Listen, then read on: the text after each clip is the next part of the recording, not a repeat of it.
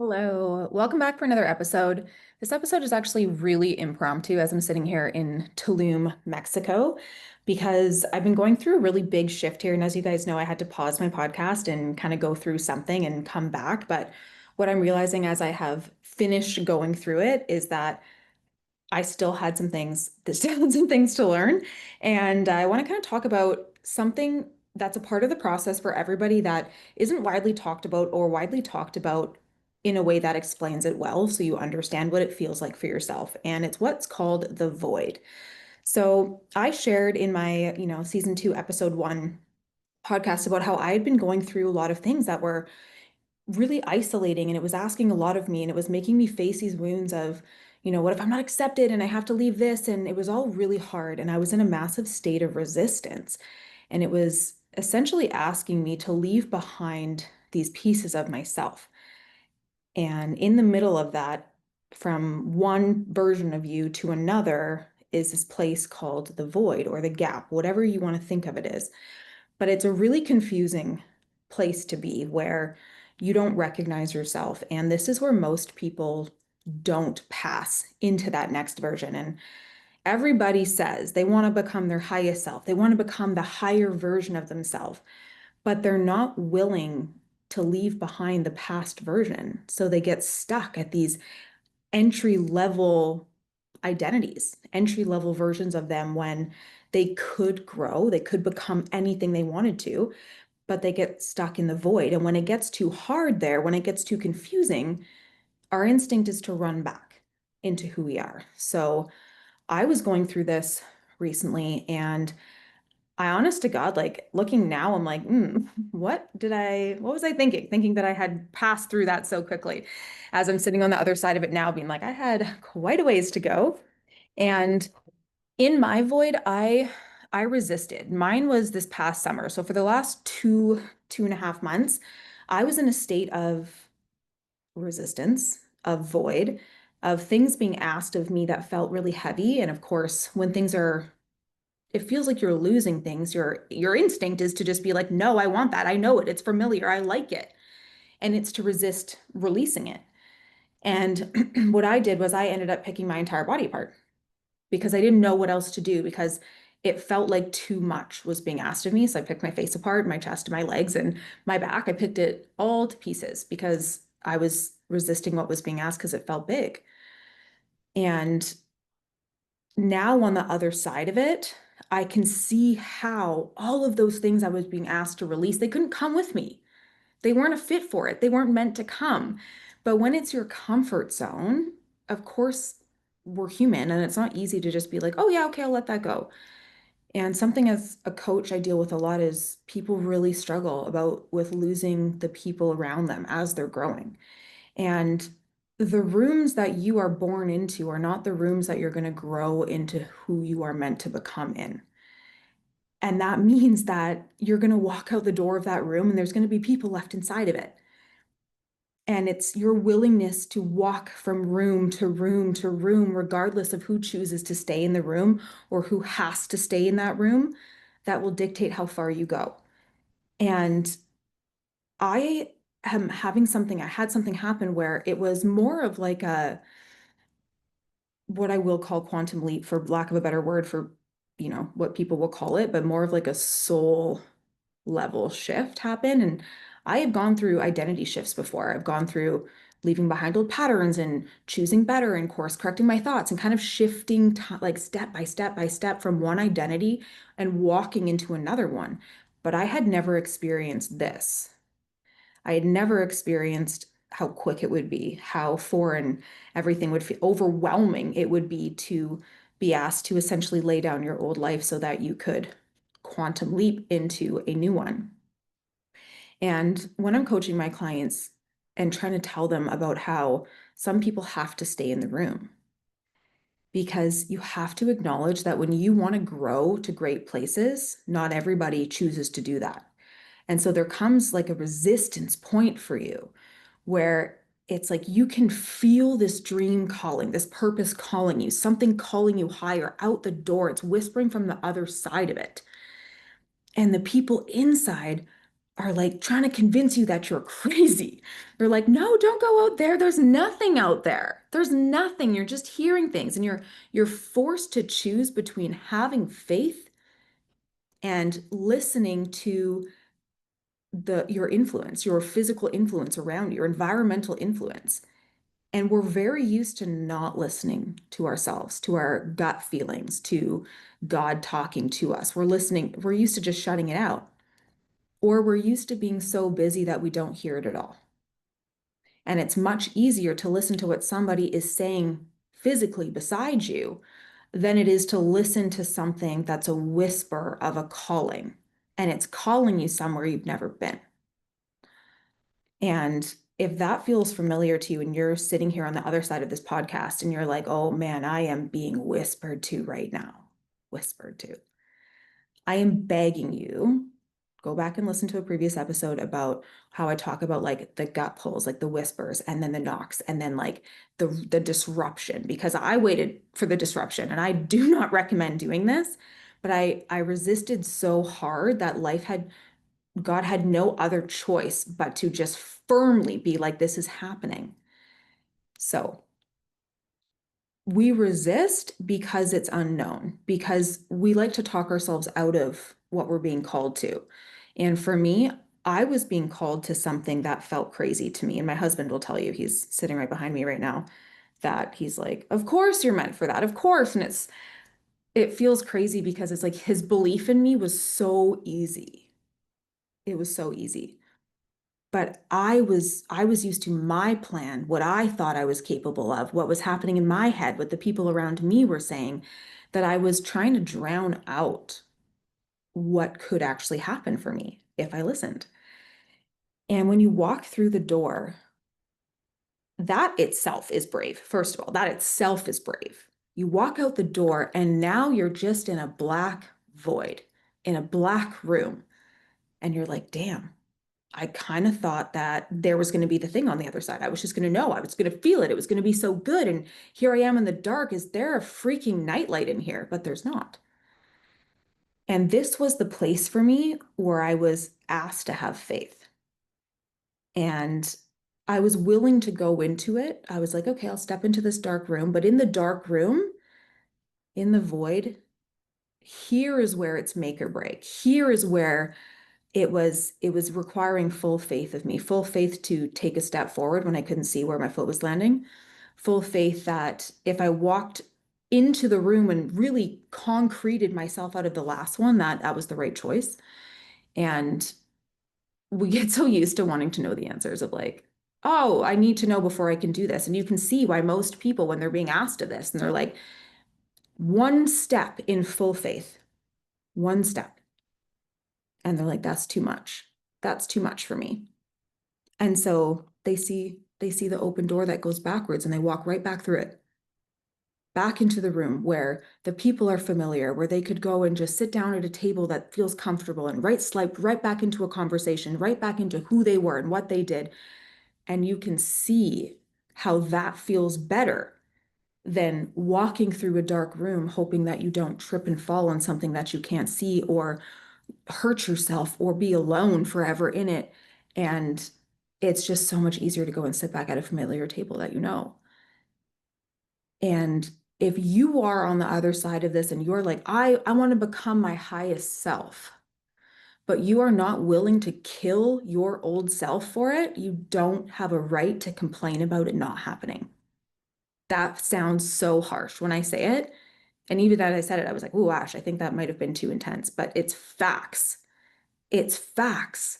When faith is required of you, that you are capable, that you have something on the other side, that you were made for something more, that you have purpose inside of you, and you are not willing to have full faith in that, you don't deserve it. Because I had to root myself back in the fact that I was like, I resisted and I didn't want to kill off that version of me because I knew her and I knew everything that she did and I knew her work and I knew the people and she was so comfortable and we had dreams there, but the dreams fit the size of her and they didn't fit the size of the purpose that I was put here for. but I wasn't willing to kill her off when who gave me purpose killed themselves for me. I wasn't willing to kill myself to become the fullness of who I could be. If I wouldn't do this, I don't deserve it. So when we go into the void, it is difficult because faith, right? We have to firmly believe that we are actually going to become that person, that we're going to have that dream, that we're actually capable of doing that thing. And because we've never done it, how could we possibly have faith in that or be sure in it? But faith isn't sure. Faith is just, I believe I will be caught when I take the step. I believe that this will happen. It isn't the plan. It isn't knowing. It isn't any of that. It is the absence of it. And so I knew for me, I was being asked to make one step in full faith, one step. And I knew it. And I knew it for months, you guys. Honestly, I'm embarrassed to say that I knew this for months. And so all summer, I would walk at the water. I live in BC on an island. And so I would go to the ocean every day and I would walk along the water. And the song Oceans by Hillsong, if you have not listened to this, please go listen to it. But it kept coming up for me. So I would play this song and I would stand at the ocean. And I had this vision where God was asking me to do something really big.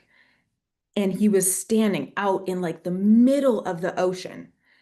And he was just looking at me on the shore, being like, come on, let's go. And I'd stand there and I'd look for a little bit and I'd listen to this song and then I'd just keep on walking on my walk. I did this almost every day for the entire summer for 2 months. And I knew that he was asking me to take one step onto the water, one step. And that when I did, I would have the faith of knowing that I wouldn't fall into the water. I would just walk out and meet him. But me being me, I was like, no, water is wet and I'll just get wet. I'll just fall in. I know water's not solid. Don't be crazy. It's not ice here. It's just water. And I would barter and I would try to, bend it to my will. But if I could do this, then I don't have to walk all the way out there. I could just, and he's like, no. And so finally, I knew. I was like, okay, I don't know what happens on the other side of this. I don't know really what I'm being asked or the level that I'm being asked to create and what I'm asked to do, but I have to let go of all of the logic that I'm holding on to as the income earner for my family, as, what are we going to do about money? What are we going to do about this? What are we going to do about that? All of it, I had to just let it go. And I had to make one concrete decision without knowing what would happen on the other side of it. So I did. I got on a staff call with the coaching team and I told them, I was like, guys, I have to tell you one thing. I just need to say this concrete step. And I said it out loud for the first time. And I felt a massive sigh of relief and also kind of like a gun to my head. I was like, yep, I'm doing it. This is my step I'm taking. This is my step in faith. You have it. And that was my first step in the void. My first step of being like, I took it. I can't see where my foot's going, but I know that there will be a step provided. And then another one, and then another one, and then another one. And I will walk out through this void into the room that I am meant to be in. But when you're in that dark room, when you're in that void, you don't know this version of you, the version of you who is stripped of the people they know, of familiarity, of the way that they talk, the way that they think. Everything is stripped from you until your only choice to move forward is faith in something outside of you. Because without that, you're still just relying on your old self, the way that you think. You're relying on everything that you know, and you can't take that with you. You can't take that old self with you. And so it's so hard where you're in it and you're like, I don't know how to say the right thing, and I don't know how to show up for my work in this, and I don't know how to, I don't know how this version thinks or what they need because I don't know her. So how could you possibly feel confident making decisions as her when you don't know her?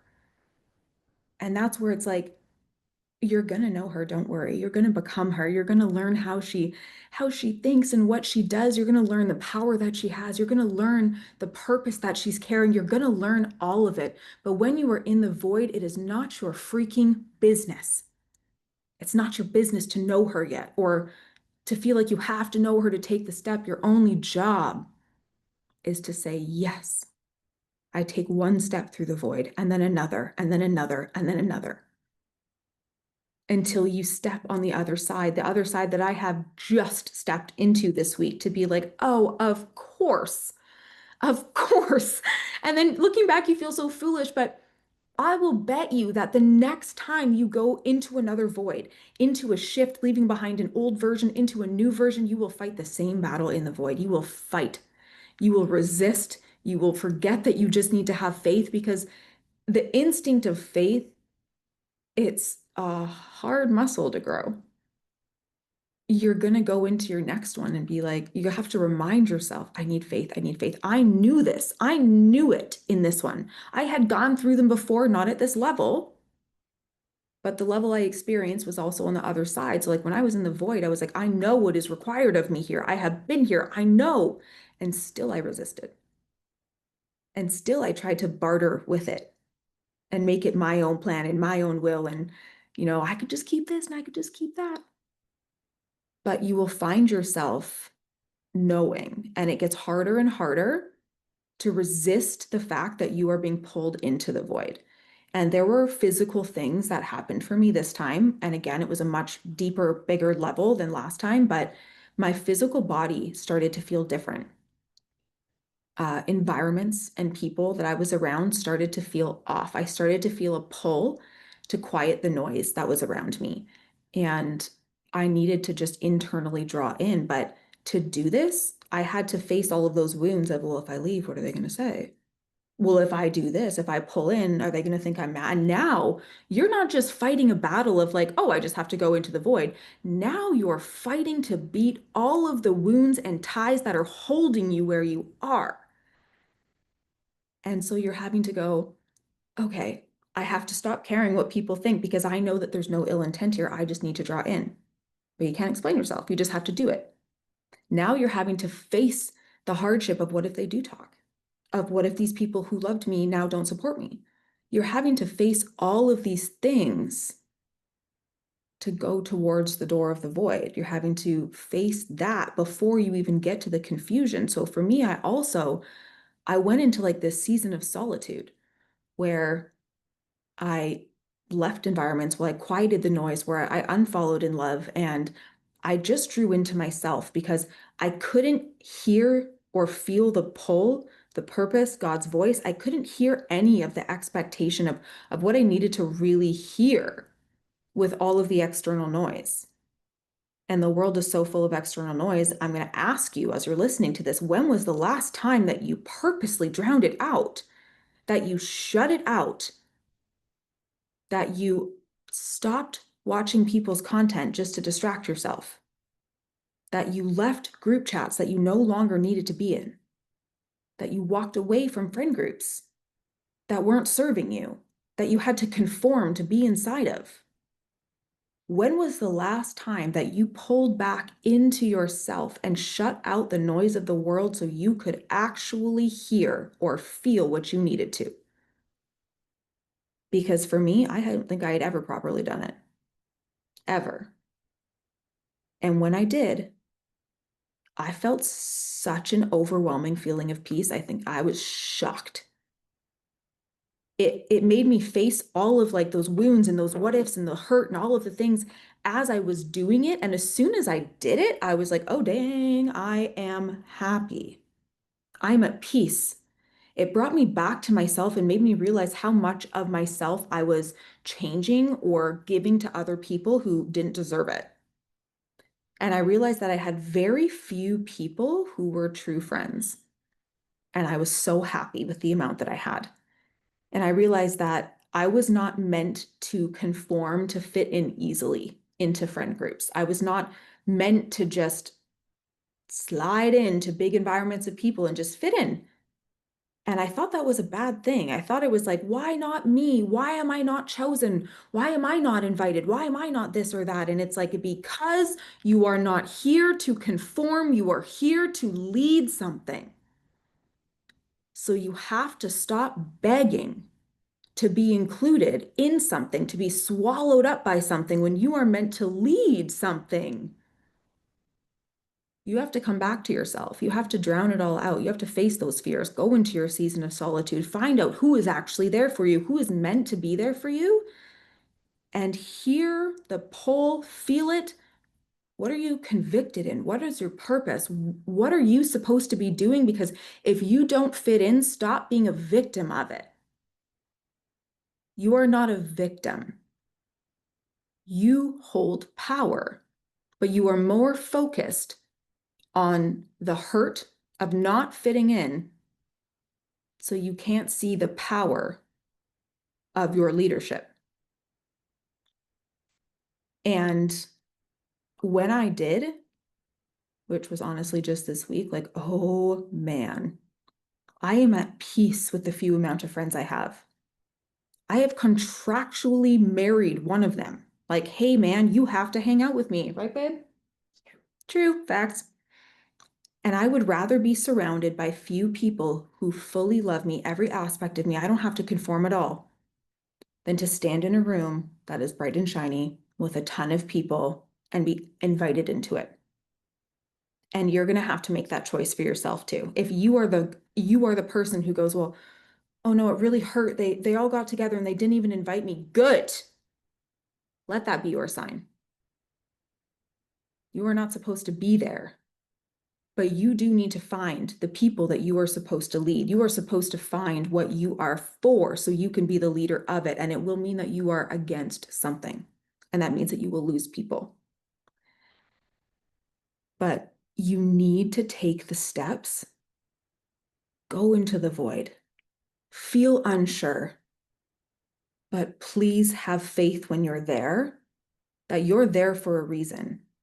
And because this void is not talked about widely enough, we often end up there and then we feel like something's wrong with us. We're like, I'm doing something wrong. I should feel sure. I should know.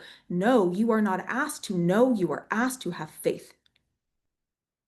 The knowing is on the other side. You get the proof on the other side. I did. When I made that concrete step in faith, I got a full download on what I was supposed to create, on the direction I was going, on what I was doing.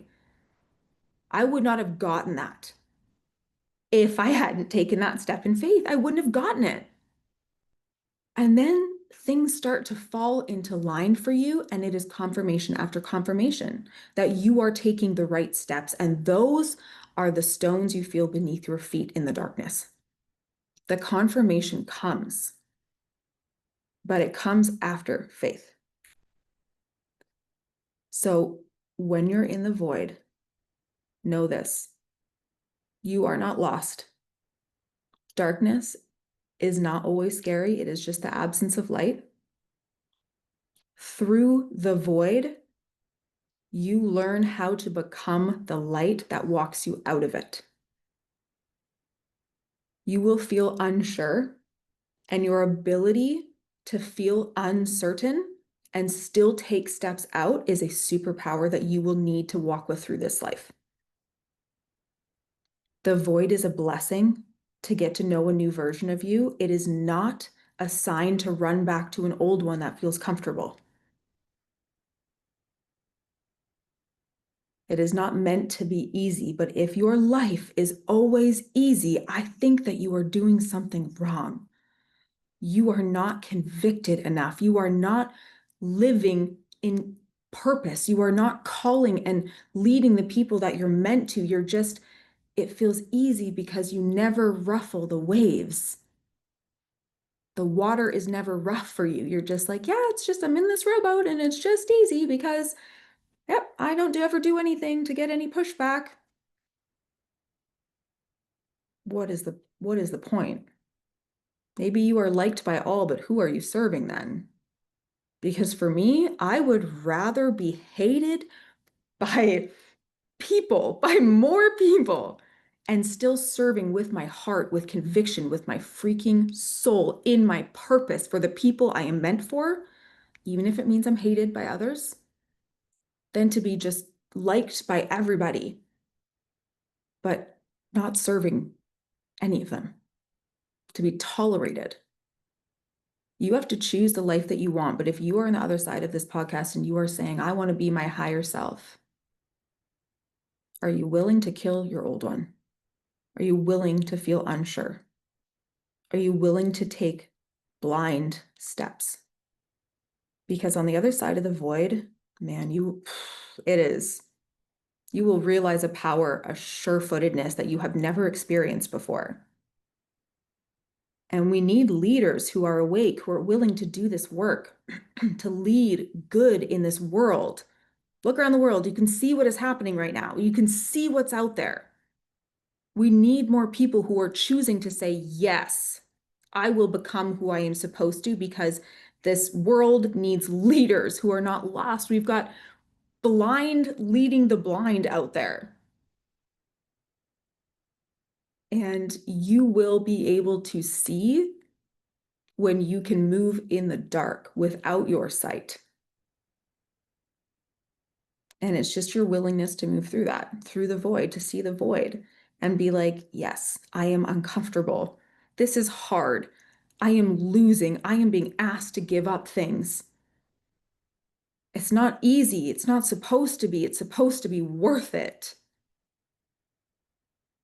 If you want easy, stay in the light. If you want it to be worth it, if you want to chase your purpose, to live this massive light, this life, you need to go into the darkness and learn how to become the light. So that is the void.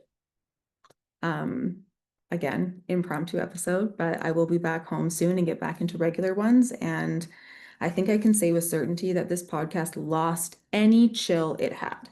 So giddy up. If you're following me on Instagram at Tough as a Mother, you can go back and kind of see what I'm moving through right now. I've been posting about it, but please continue to join. This community is made for you, and I can't wait to continue to support you in this path, in this journey.